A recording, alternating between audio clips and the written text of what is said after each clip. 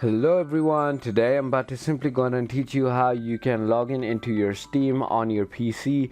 It is going to be a very simple and easy step-by-step tutorial, so feel free to watch the video to the end. And with that being said, let's get straight into the video. So first of all, I'm just going to tell you it's going to be same on your browser and your application of your PC.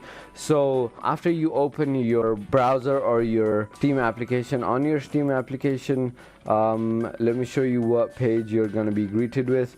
So if you search for Steam on your browser and simply click on welcome to Steam, this is the page you're going to be on your application as well. It is going to be exactly like this. So you want to do the same thing I'm about to do on the browser in order for you to go ahead and log in into your Steam account. So first of all, what you want to do is on the top right of the screen, you want to click on login right over here, and finally you want to go ahead and enter your Steam account name on the top, basically your username on the top, and then go ahead and enter your password on the bottom, and then you want to click on sign in.